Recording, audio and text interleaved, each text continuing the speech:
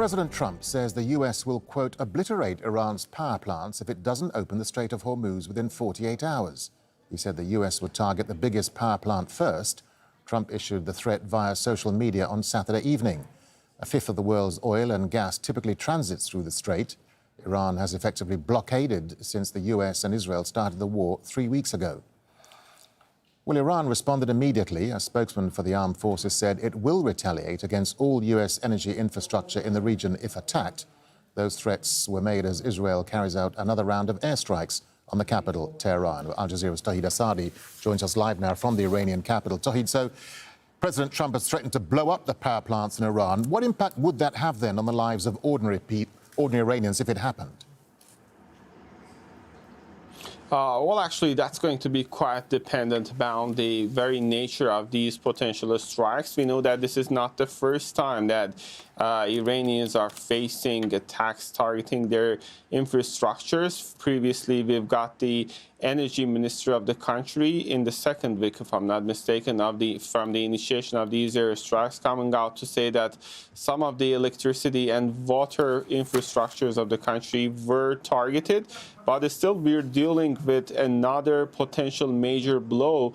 And also, we have to keep in mind that we witnessed a very disastrous, I would say, attack by the Israelis and Americans targeting the oil facilities inside the capital.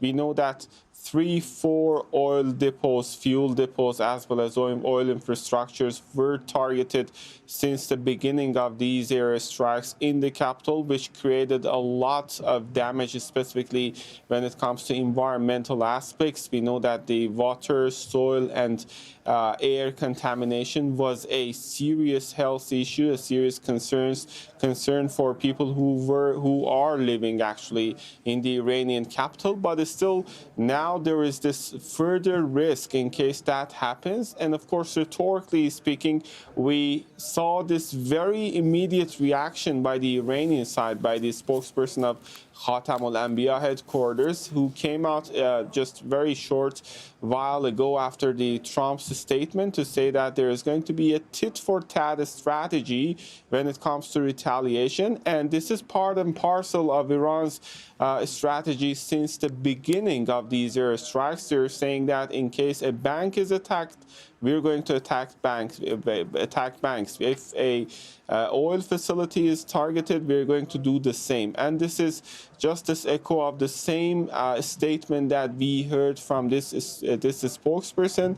Very strong message, very clear message that in case of such an attack, Iran's retaliation is going to be just based on that tit-for-tat strategy.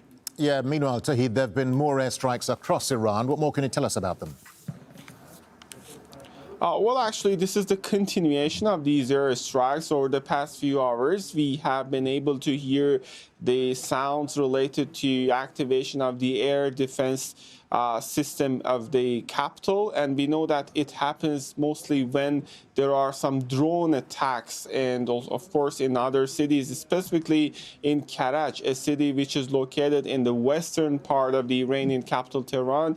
We hear and we receive reports about explosions being heard in eastern parts of Tehran. Also, we've got reports about explosions taking place. One of the common, let's say, places where these strikes from day one are happening. And of course, it goes without saying that this is not the only night. We know that since the beginning, in more than 200 cities, we have witnessed the airstrikes by the Americans and Israelis. More than 1,400 people have lost their lives, with many more injured. And specifically speaking of the targets, it goes without saying that it is not just the military headquarters or police stations or even the state-related buildings, but also residential areas which are being targeted. We know that a considerable number of them are houses and apartments belonging to very ordinary citizens,